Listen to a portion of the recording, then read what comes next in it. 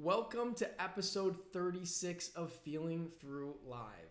This episode is far overdue because I've been wanting to talk to our good friend and one of the stars of Feeling Through, Steven Prescod, for a long time on this.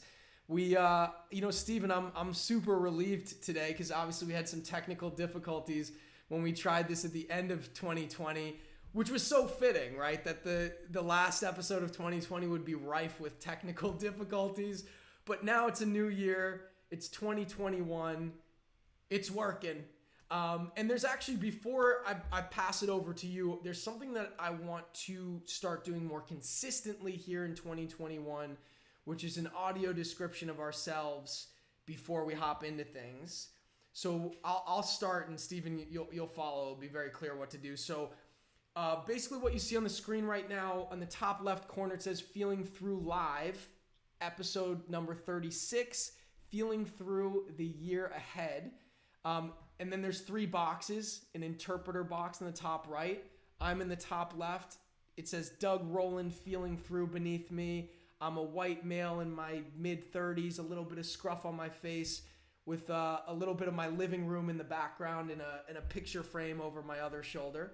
And Steven, why don't you give an audio description of yourself for everyone who's listening?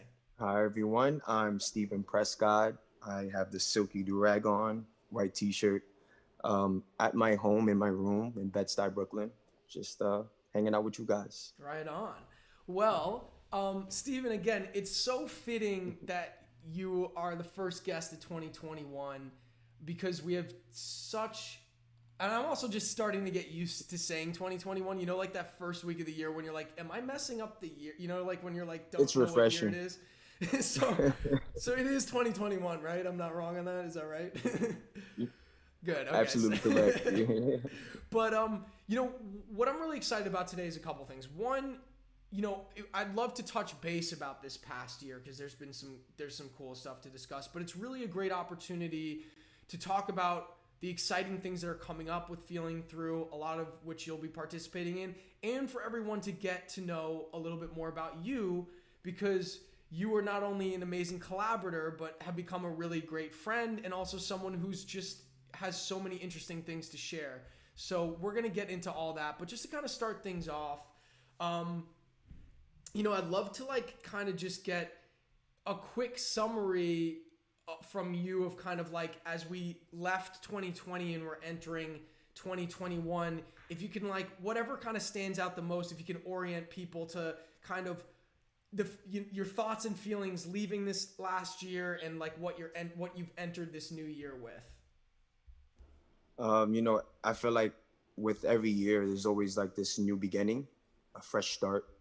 And I that's something that I personally really needed. And I'm sure many of the viewers are watching, everyone needed, because 2020 was it was a lot for us to handle. We got hit with a new norm, you know what I mean? So it was a lot to deal with, and especially as an artist, so this year I just want to come in and go strong, you know what I mean? It was a lot of obstacles last year, so this year is kind of picking up where I kind of left off in a way.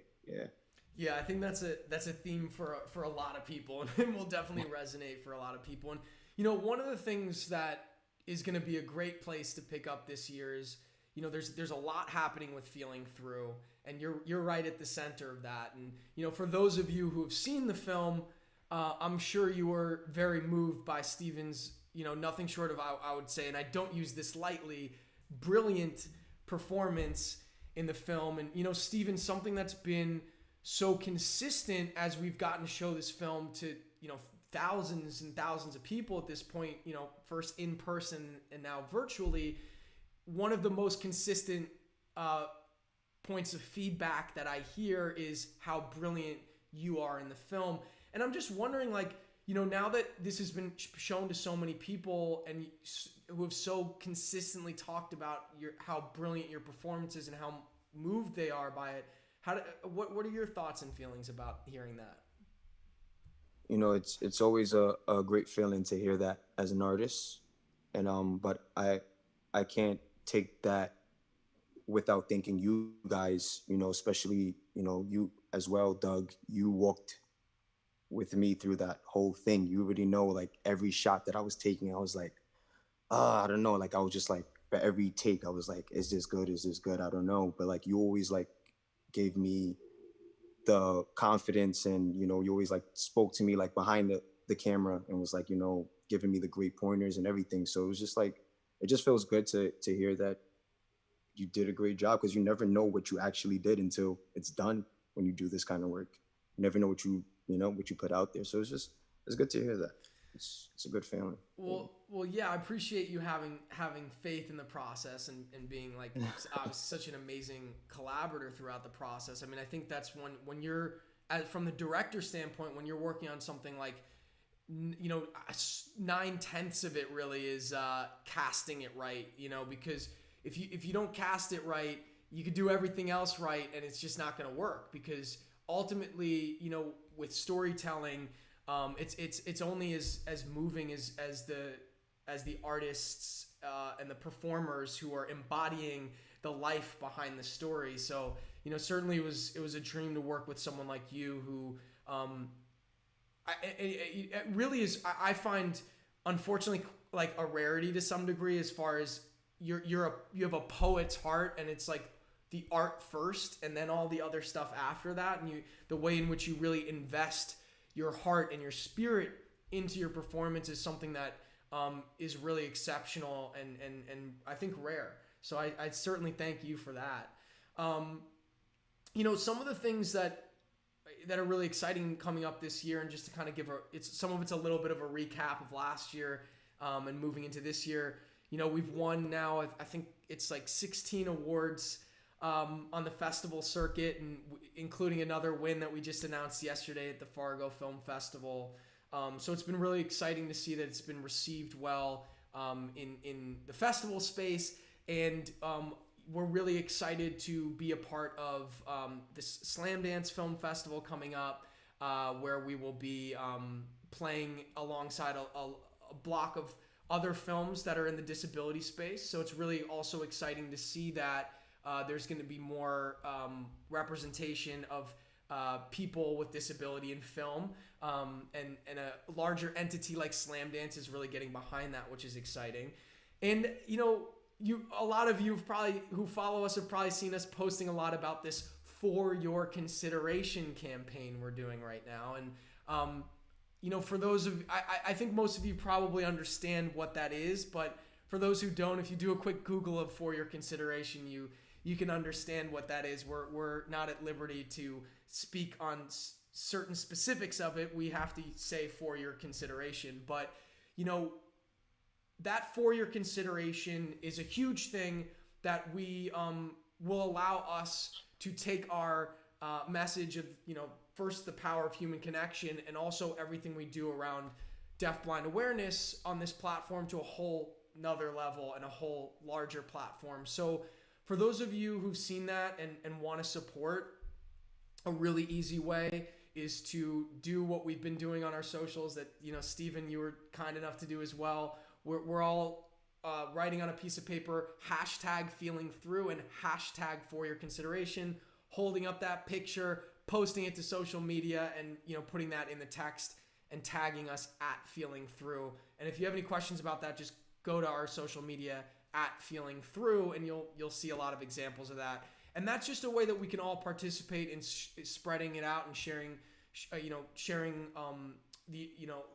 spreading out the awareness of Feeling Through, and getting it in front of more people. But enough of that advertising. I want to get more into you, Steven. And Steven, I'd love to take a huge step back to the beginning of this process, because there's some really fun stories of when at the very beginning of Feeling Through and us meeting each other. And one of the stories that I really love that you actually reminded me of a couple years ago was at the final callback audition of us meeting each other before we met each other in the room. Can you refresh my memory on that one? Yeah, I remember Googling the director of Feeling Through, because I had no idea what you looked like at first. And I remember my manager telling me that you got the call back. So, because it was first a self tape audition. So, this was the first time I was going to do a face to face audition with Doug. So, since I knew what he looked like, and I don't think he kind of knew who I was, I remember I walked in the elevator in the building and Doug came in and he was with someone else. I forgot who you with. I can't remember. But yeah, he was standing right there next to me, and I was like, "Wow, this is the director right here." And then that was like a cool fun fact because I remember you told me you were actually thinking of me because you was like, "I wonder if that kid is going to show up today." And that was like a pretty fun conversation we had about that. Like, I thought that was pretty cool. Yeah, and I think didn't you tell me that you like asked me like where the audition was, and like I I was like, did ask you with your. I think I did ask you where it was like. Well, yeah, I did ask you where do we have to go? You said we had to like go over there, sign. It was somewhere you said we had to sign in over there. Yeah, but like it was just like it was dope. I think it was destined. It was like destined for us to work together. Like how that all played out. it So it was like and it was funny from my perspective because like when you're going into like the final callbacks for like the central role of the film and you don't know who you really don't know who the lead's gonna be yet. From my perspective, I'm like so in my own world, like nervous if like are we gonna find our Tariq today or not. And it's just so funny that you were like I'm so in my own world that I don't realize I don't even like I'm like, oh, I guess he's auditioning for it, cool, like I'm not really paying attention. And then you were also the first actor up that day. And it was really one of those moments because I've said this a lot about Robert as well as you, but it so applies to both of you. And the second you opened your mouth at that audition, I was like, this is our guy. This is our Tariq. Like, and there's no better feeling when you're casting something than knowing undoubtedly that is the person to play the role. And I had that feeling with you like 100%. I was like, I guess we'll do the rest of the casting today because like I want to be fair to people that showed up, but like I know this is our guy. That's my opinion is not going to change, and that's such a great feeling. And Julie is asking how many actors made the callbacks, and that's a great question, Julie. I think we saw at least 20 people that day, but we saw like well over 40 people for the role of Tariq, and it was really the hardest role to cast. It was funny going into this process. I assumed that casting Artie would be the hardest role to cast because I wasn't familiar with any deafblind actors, but that actually played out pretty kismetly. And in fact, I think it was Aaron, who's on the screen signing right now, who was in the room when we were casting Robert, when we were casting the role of Artie, who suggested we audition Robert. But yeah, we probably saw like 40 people total for the role of Tariq, and I was really worried about it until I saw you, because as much as there were some really great young actors there, like none of them really felt like they embodied the sentiment like you. And Neelam's asking, how do you know which actor's a perfect match? And really that it's just a gut feeling. It's just that thing that like hits you in a really intuitive place, and you just know. And that's the best feeling when you feel that. But Steven, as we got to connect more about the role of Tariq, and got to know each other more, you shared some stuff with me about how people and elements of your personal life really informed you playing Tariq. Can you share a little bit of what you shared with me about that? yeah, I'm big on you know living through someone else's experience. And there was this kid who reminded me so much of Tariq. His name is Norikson. I was literally outside walking my dog, and this kid, just young kid, came over to me and asked for like $2 for coffee. And I was like, "How old are you?" And he told me his age. I think he was about 19. And I was, oh no, 18. And I asked him. I said, "Where's your parents? Like, what do you need coffee? Like, where's your parents?" And he said how he was explaining to me he didn't have any, and he was explaining to me his whole entire situation. So I just told him, spend the night tonight. I mean, and we connected. He told me a lot. So it was like it was a lot that related to what was going on with Tariq, and I carried that with going into this role, going into that role. Yeah. So that one. And what I think that relates a little bit to after I cast you and we got to know each other. I got to know a little bit more about you and your personal life and your personal story, and it just felt again all the more a perfect match. And I think you also have a really interesting, story, personal story, and how it influences you as an artist. So I'd love to maybe if you can kind of go back and kind of walk us through kind of the major bullet points of your life, because I think they're super applicable, or they really are things that ultimately manifest in you being the amazing artist you are. Can you tell us a little bit about that? Absolutely. Well, I grew up in Bed-Stuy, Brooklyn, in a one-family home. I literally had like the only house in my neighborhood. Like all my friends in my neighborhood most of them lived in like buildings, so they had to adapt to like all these other personalities and families and people around them. But I never took it for granted that I was in an actual home, like a house, and it was a home, and my family allowed me to express myself and had this crazy imagination. I used to watch like Home Alone movies and be like, oh yeah, I could, if anything was, I could do this stuff. So I always had this like creative, thing that like I just love to just do. But it kind of the spark with acting happened when I was 14. There was a director in my neighborhood named Brooklyn Brown, and he was casting kids for like a independent film that he was doing called Skittles. And I got casted for one of the roles out of like 175 kids that like auditioned. So that gave me like my acting buzz. I was like, yo, this is nice. Like I want to keep doing this. And my mom, she tried to get me into acting schools, and they were like crazy expensive, the ones that we came across. So she couldn't really afford them. And over time, like I kind of lost the ambition for wanting to become an actor. I was like, this, I'm never gonna see myself being like I don't think I'm ever gonna accomplish something like that. I had like low hopes for myself. So then with that, with no ambition or anything, I just started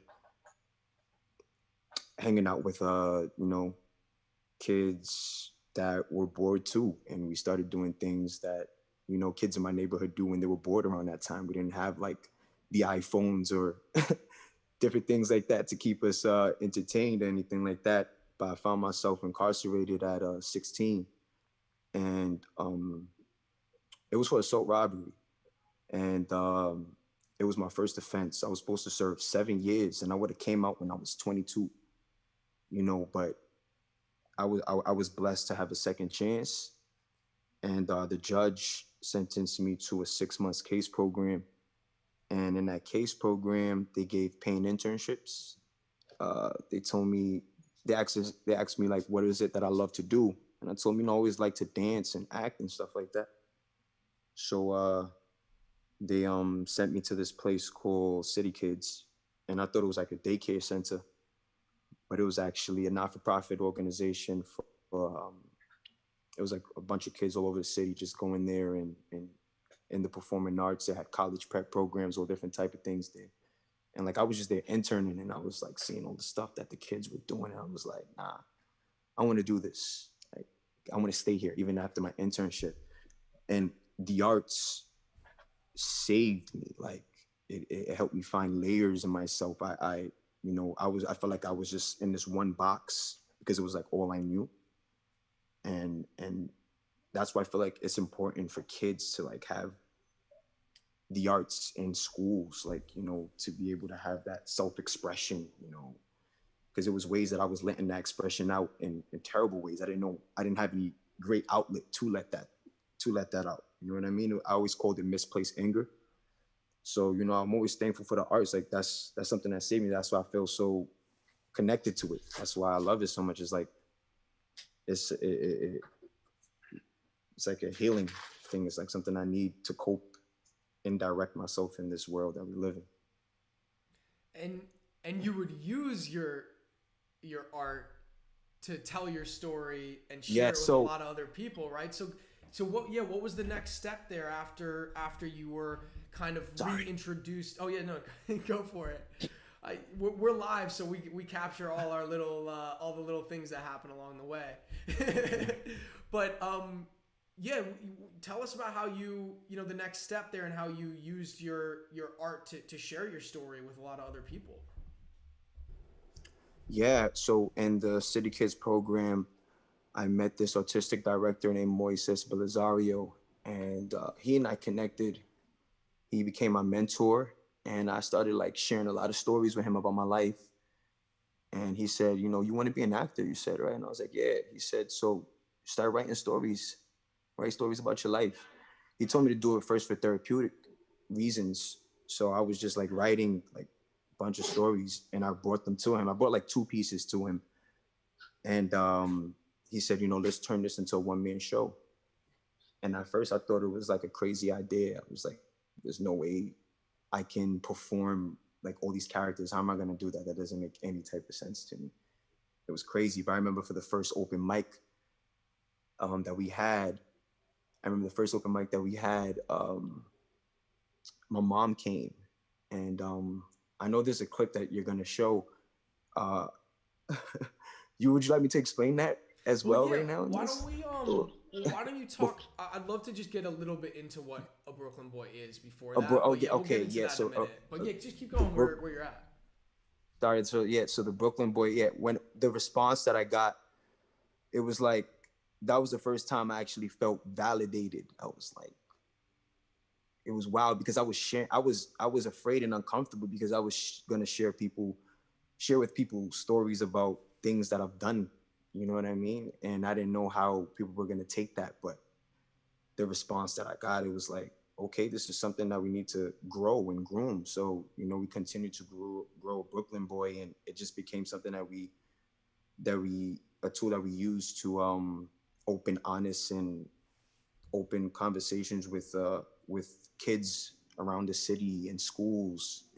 It's about rehabilitation. It has gang violence in it. It talks about religion. It talks about like all of these things. It's autobiographical, so it's just about like turning pain into purpose. I paid 32 characters in it, and it has I yeah Yeah.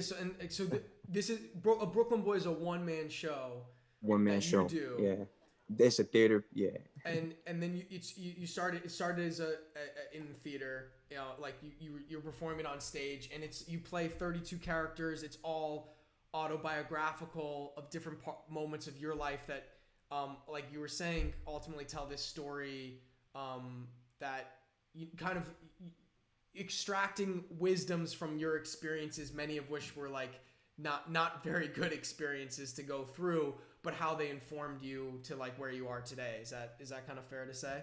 yeah, absolutely, yeah, definitely. You explained that so great. I might take that next time I explain it. But I've been, being in Los Angeles and you being in New York. Yeah, obviously I would see you when I come back, but it never aligned with me to see it on stage. And then this thing COVID happened, which made it that much harder.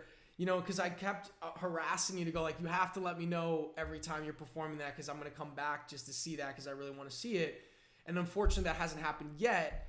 But what was really cool is you had the opportunity to finally film a version of it too, right? Yes, yeah, we did. We filmed like, we filmed scenes and on the street of me doing it as if I would be doing the one man show. You'll just see me playing all the different characters in a way. You know, I do still love I love the theater version of it more because that was the way the piece was first written, and you get to feel the audience connect with them more. But it you know I enjoyed it. It was pretty good, and I haven't heard any of the responses how people felt about it, but I think I heard like a few people said they loved it. Well, you heard from me. I told you I Yes, loved it. But wait, to get to the before we move on, because I do actually want to play a clip from the film version, which I like, of one of the many moments that I love from it. Before we get to that, you were talking about how much you loved the theater experience of it and being able to move people, and you know, there. I know that you got to play it for a number of different people, and to my understanding, did you get to share it also with younger people in schools, like school age and such, as an opportunity to Yeah. maybe perhaps speak to people who could possibly find themselves in a similar situation to you? Were there any moments where you had the opportunity to share it with kids like that? Shared with thousands of kids, like all over. Maybe, yeah, it was a lot of kids. We shared it with formerly incarcerated youth, and every time after every show, it could be pain is so universal, because everyone, it doesn't matter the age, the ethnicity, it doesn't matter. Like everyone found a way to relate to the story. Like they found something in that story that they were able to relate to, and I that's like my favorite part of is after the show. It's like hearing everyone else's story. Like I think that's a rewarding part for me. And Yeah. particularly when you were getting to show it to kids and students, and some youth that you sound like they were maybe from a similar, maybe like of a similar kind of experience to you. Did you get any kind of specific feedback from anyone that stands out, of like what it meant to them, or anything that like rings in your memory particularly? Yeah, there was one time I performed at my little brother's school, and this young kid, he came backstage crying, and he said that his brother had the same situation as me and didn't make it out. And like that broke me like that. I didn't forget that ever.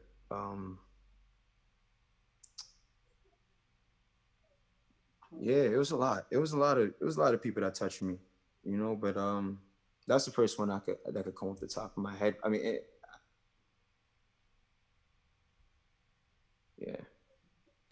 What I mean, do you think I can say from an outsider that like I can only imagine that this would, as someone who's watched at least the film version of it, that this could have a real impact on someone changing, like a young person changing a direction, the direction in life for the better. Yeah, yeah. It had like everyone, like everyone. Even mothers, mothers that their sons weren't even there that day when they came, and they said it made them want to even learn how to love their son more. Um, it had other people who wrote me and said, things changed with their kids after they saw it. It was, it was a lot of different things, the different feedbacks. You know what I mean? Different people would come up to the like. I mean, we were doing like we had like a home based theater finally, and like we were doing shows back to back. Like everyone just came. People came for like their birthdays. People came on their anniversaries, like because they heard about the show, word of mouth. You know what I mean? And it had, yeah. It was the conversations that I felt like that was eh, you don't always keep in touch with the people. I haven't gotten a chance to really find out what everyone else is doing, but I always like tried to get people to. I got people to follow me on Instagram. I follow them back, and I see them pursuing things that they said they wanted to pursue after, like, we had those talks, like after, you know what I mean, when they were like asking about like finding their purpose and things like that. And I was just like, yo, just do what you love, just be passionate about life, impact people, just watch how you treat people and all this other stuff. Like those are important things of life, stuff like that. You know what I mean? Like those are like really great conversations, yeah. Because I'm telling you, everyone they found they related their story so much to it. Like they said they were watching it and they were gripping their chair, like because it was taking them back when they were in that same exact scenario or something like that. You know what I mean? So, and even like the younger kids that didn't have anything to do with it, like the younger kids, the questions that they ask, like I'll be like, wow, like you really like you really think like that. Like, he was like, so how are you able to cope with all of these things? I was like, okay, like, yeah, it's those are, yeah, those are just some memorable experiences. It's really dope. I'm gonna take a quick pause for an interpreter switch. So just hold one moment here. And all right, we're continuing here. Um, And one more point on that topic. As you were sharing it with a lot of different people, there was also a pretty notable guest at one of your performances that I know you've talked about at length and did the whole news circuit on. But can you indulge us and tell us a little bit more about that particular performance? Yeah, that performance is what actually, sparked, like, when it was skyrocketed the whole thing. Because before did this performance, we only had two pieces to the play, and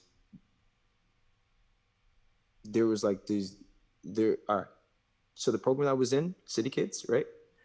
It kind of like shut down, and the CEO of City Kids contacted the artistic director and asked him, "Do you have any kids that could come and do a performance for like some special guests that's coming into town?"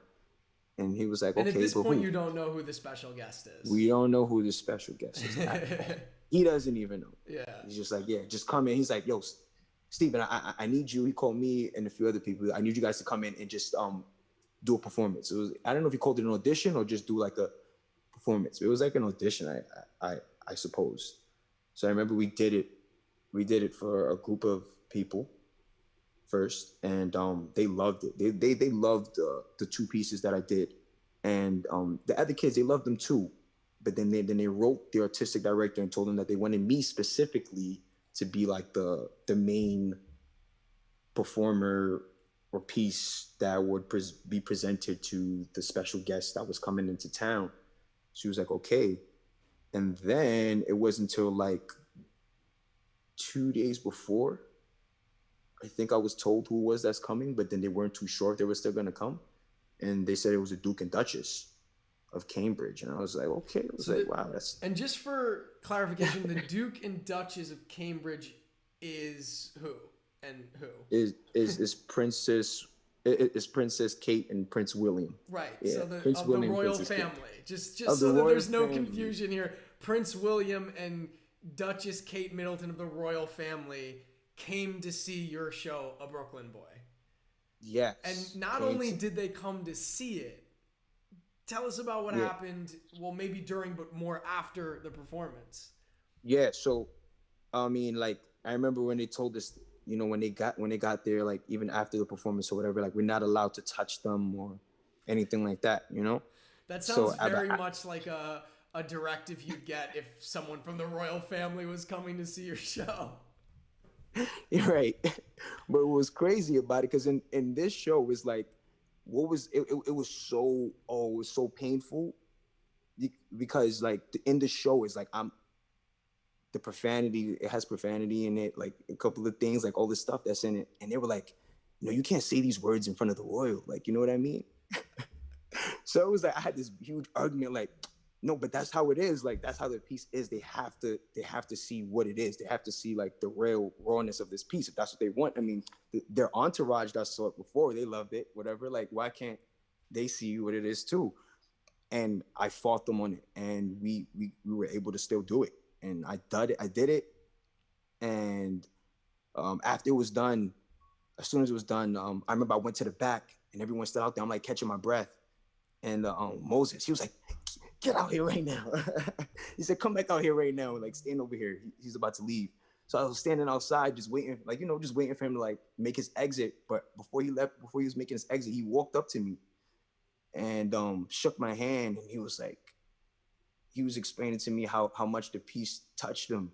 And so wait, saying just, like, who's he here? Just I want Prince William. Prince William wanted to talk to you and shake your hand, so he was okay with touching at this point.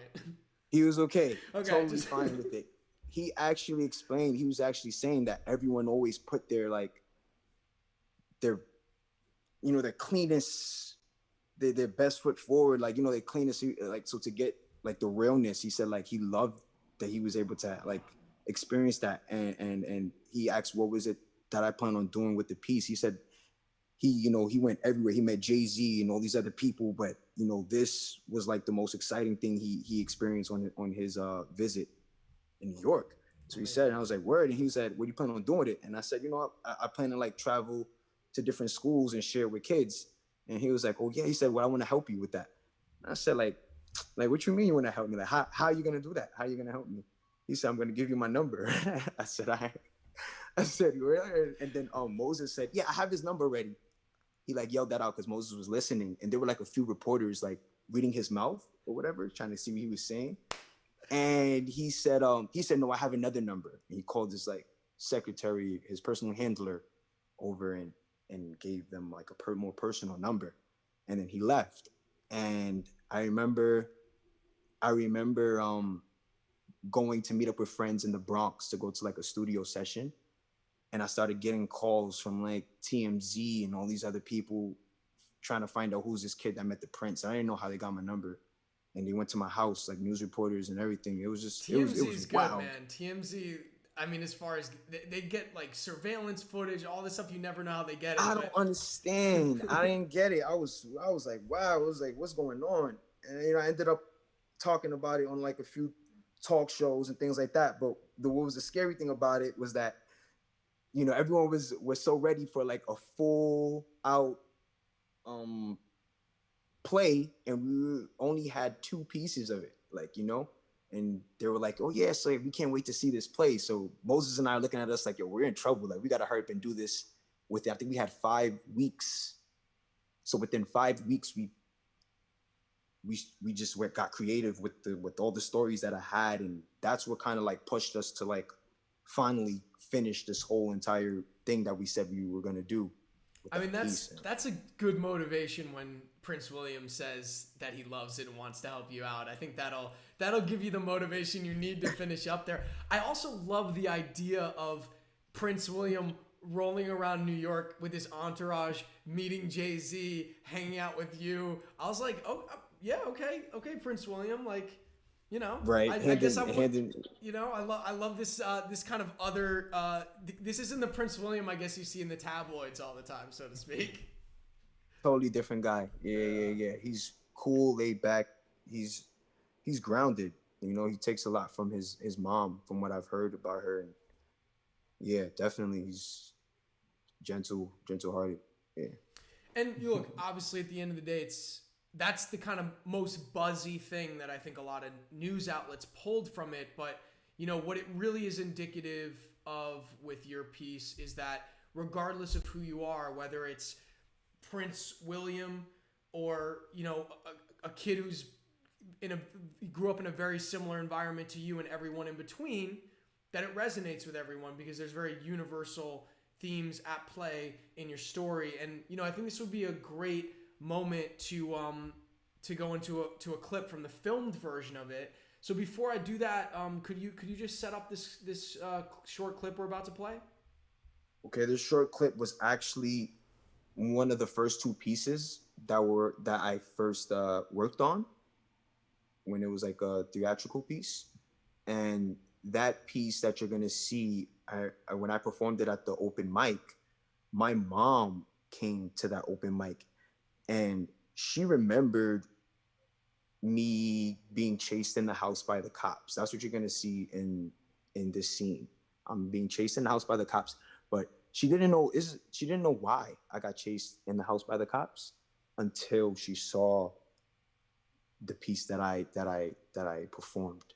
Oh wow! Yeah. Okay. Well, yeah. Let's. I'm gonna roll the clip here, and then we can talk about it a little bit more. All right. You see, I couldn't take the gun back down because they were right there in front of us. There were 3 cops. 2 of them were black. 1 of them were Indian descent. They came walking to our front yard, flashing their lights. Yo, so you live here? My cousin Ashton says, yes, sir. We live here. Oh, yeah? What about this guy? The cop chases after me. I panicked. I ran up the stairs. I didn't know what to do.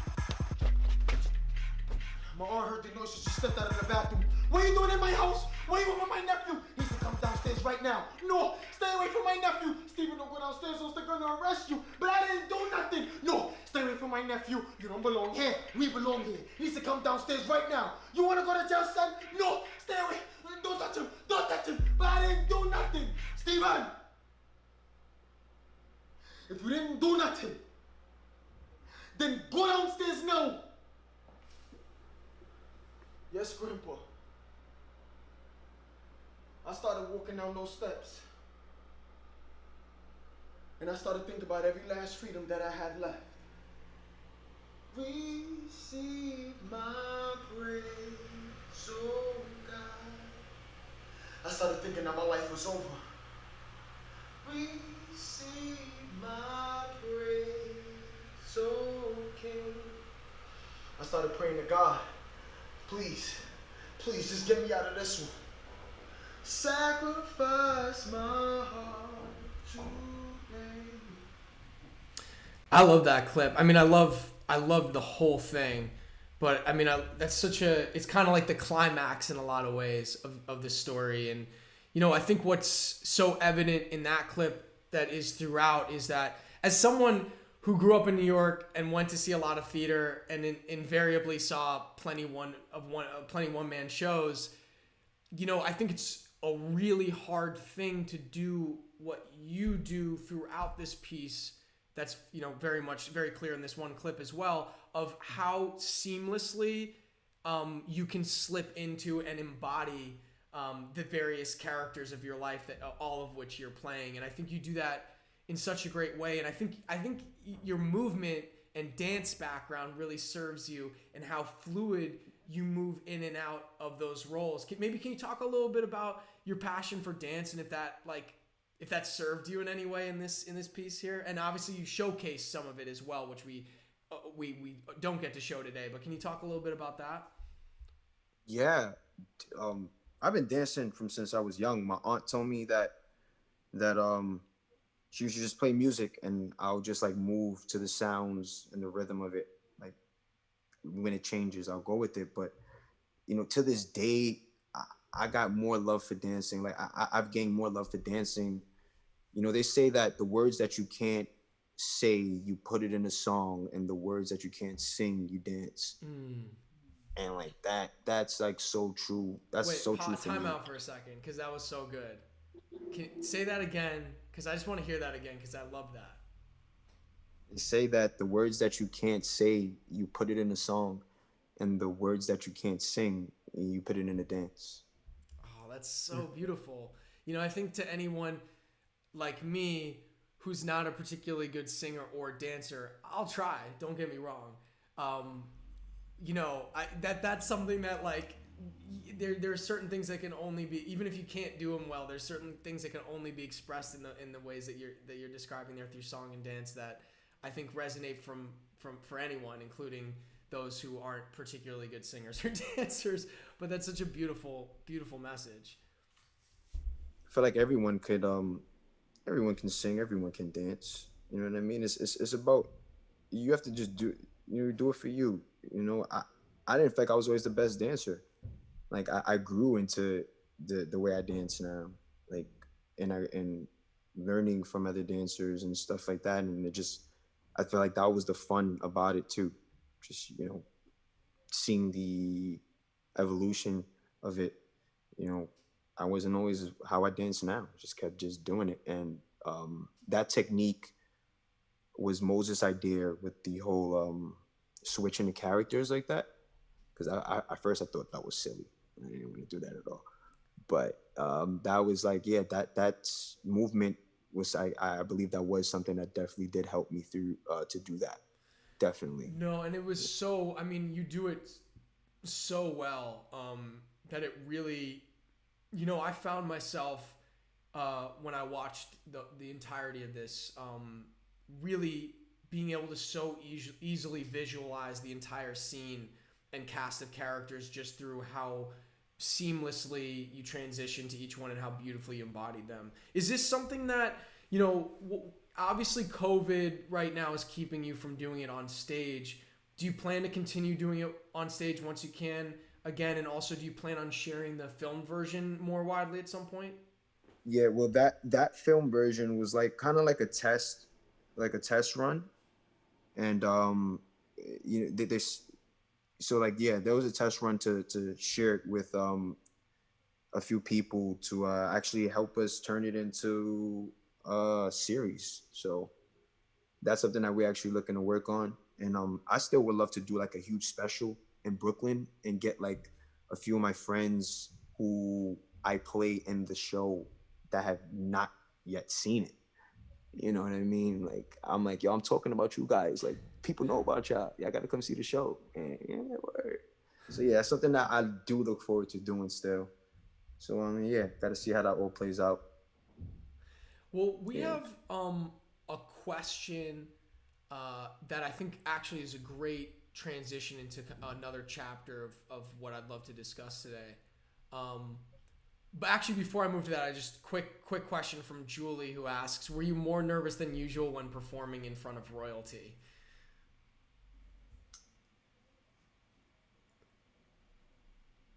I think it all added up to the same nerves in a way for any for performance, because I honestly didn't know how, like I admire the royal entourage and everything, like, you know what I mean, like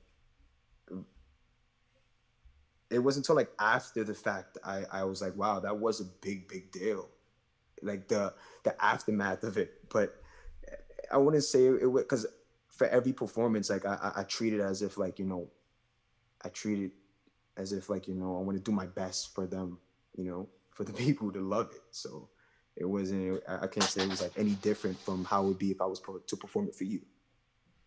Well, Yeah. what am I not royalty to you, Steven? Come on. Of course. You are, yes. I'll perform it. You guys are all royal to me in my performances. Yeah. No, but said like the true artist you are, certainly. But John asks, and it's a great question to kind of take us into the next phase of this conversation. He asks you, how do you feel when Hollywood casts actors and actresses who aren't disabled in roles of disabled characters? That's obviously been something that's been, a growingly hot topic in Hollywood as of late, and some productions have, gotten a lot of pushback for casting non-disabled actors in disabled roles. How do you feel about that? I feel it's unfair. Like, give everyone a fair shot. You know what I mean?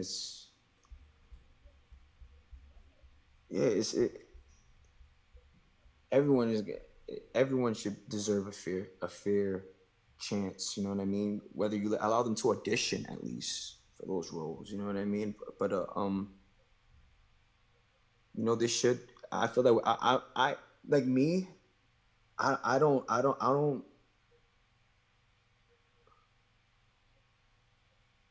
I try to I stem away from, like, saying how I feel about, like, things like that. Like, I'm more about what can I do to impact to change that, and I feel like this is a part of it. Like, so to be a part of this, like that's where I focus on. You know what I mean? To change the course of that. Absolutely. And, I'm wondering, maybe you kind of just answered that, but like, kind of something that's certainly very different, but related when we're talking about opportunities, and that there being a disparity between, certain groups of people and their opportunities for, in a lot of things, but we're talking specifically about Hollywood.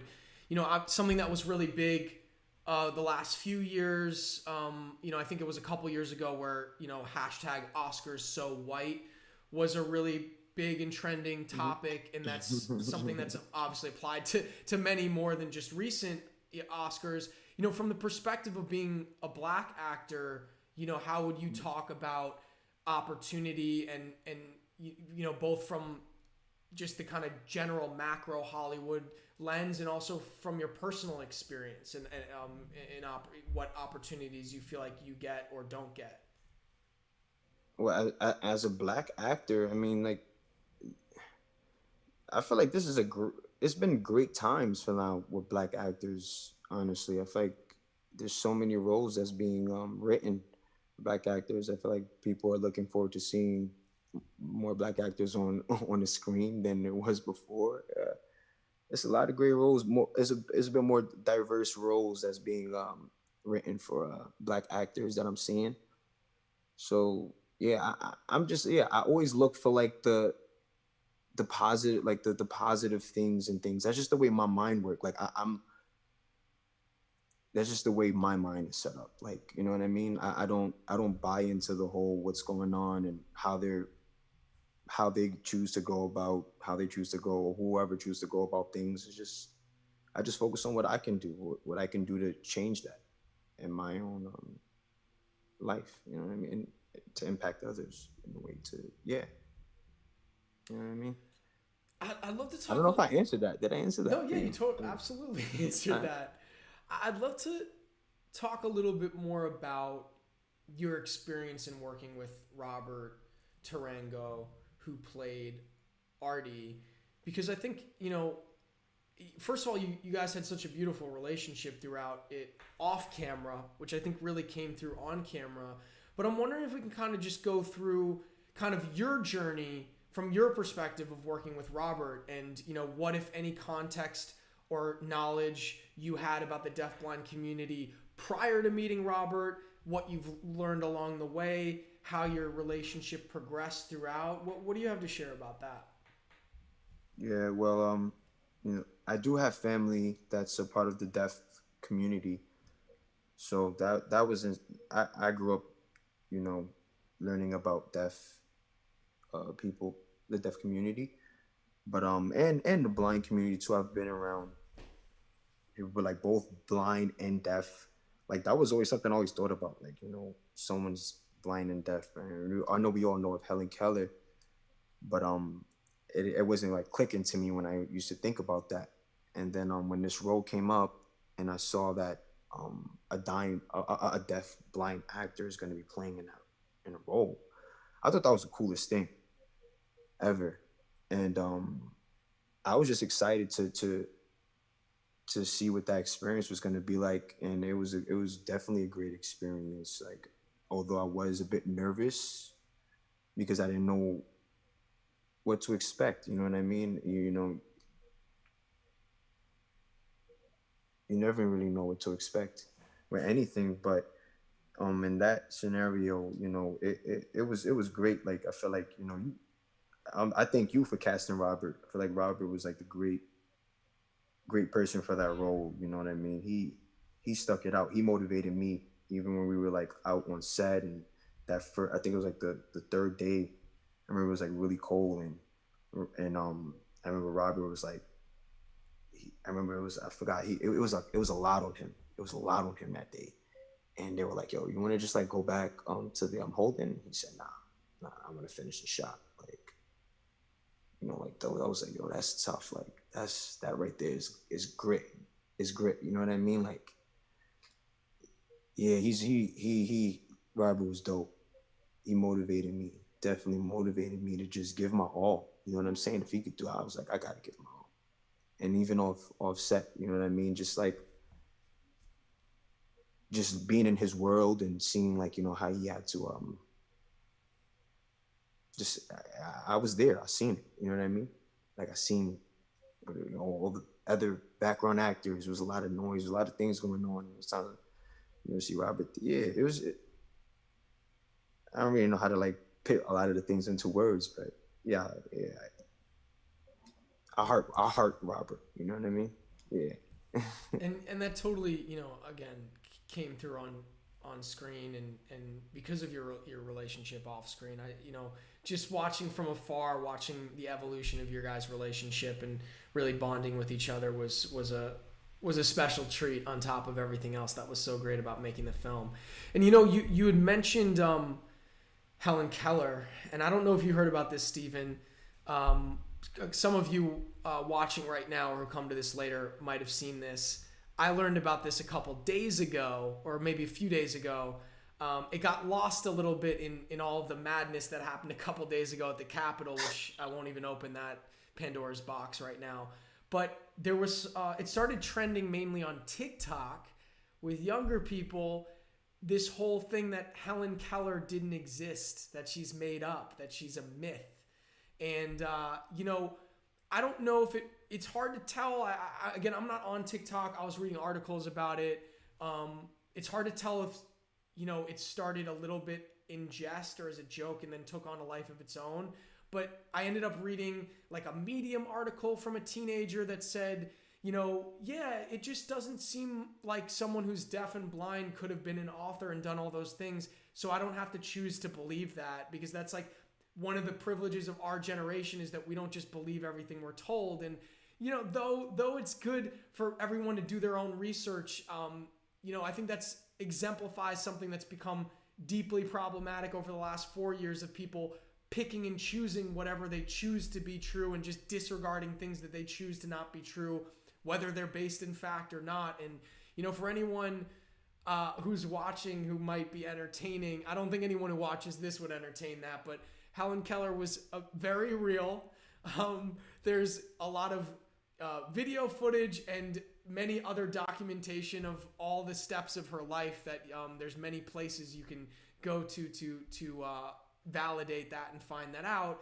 But more importantly, I think it speaks to a topic that is something that we try to address often on this platform, is about the diverse capabilities of the deafblind community.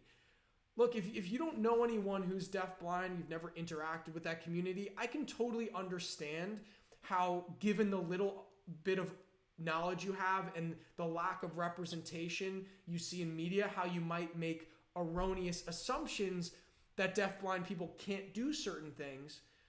But once you start to learn about the community, you realize the diverse capabilities of many, many people in that community that can do,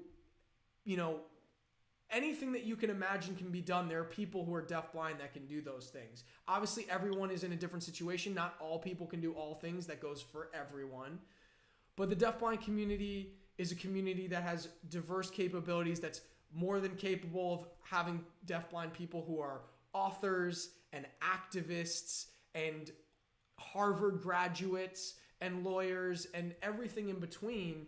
And I think this is a great opportunity for people who haven't maybe had the opportunity or taken the time to learn about the deafblind community, to learn about the diversity of this community, and the many of the beautiful people that make it up. We encourage people to feel free to watch the number of previous episodes we have of Feeling Through Live that feature people who are deafblind talking about the many things that they do.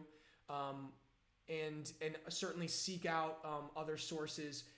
Obviously go to HelenKeller.org, check out Helen Keller Services, go to many other organizations that deal with deafblindness. They're more than happy to supply information on that.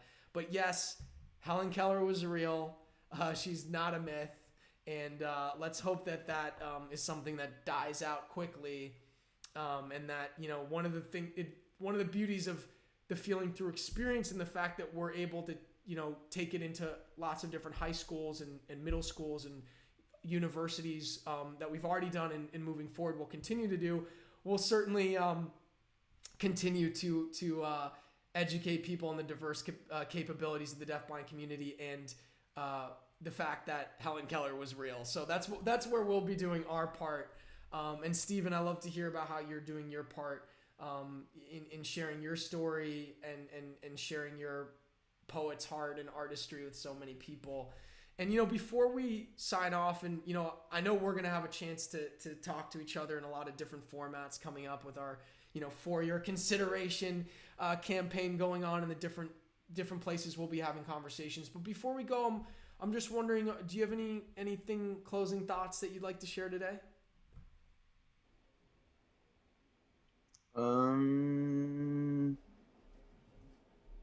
Well, since you mentioned the Capitol, I could mention that. I don't know. Yeah, I could mention that. I just feel that with that, I don't know how everyone is feeling about it, but I feel like we should just continue to focus on bettering our communities, how we're going to impact our communities, save our own communities, and not focused on the chaos that we can't change right now. You know what I mean? We just continue to just focus on what we have to do. Like, I feel like that's the most important thing. And yeah. Yeah, I mean, that's a beautiful sentiment to end on. And just to extrapolate from that, I think, what you and Robert exhibit in Feeling Through is a beautiful example of the power of human connection, despite whatever differences we might have. And that's something that we certainly, that's important to us here at Feeling Through, and something that we continually try to put out as well. So those are beautiful words to end on there. And thank you, Steven, for joining us today. You'll certainly be back on here and talking with me in other formats soon, and I'm really, really looking forward to that, and really just want to take one last opportunity to thank you for being... Thank you. And just being such an amazing person and collaborator throughout this process, and being someone who breathes such beautiful life into Feeling Through it to really make it what it is, and for everything that comes from that. So thank you so much. Thank you for having me, Doug. And thank you guys so yes, much. Thank you guys. Obviously, thank you to our interpreters as always, and to all of you who tuned in. We're back in 2021. We'll be back next week, same time, same place. Tell a friend, share this link with people. Let's spread the word. Let's make this even bigger in 2021. And to a great year ahead. Bye, everyone. Yes.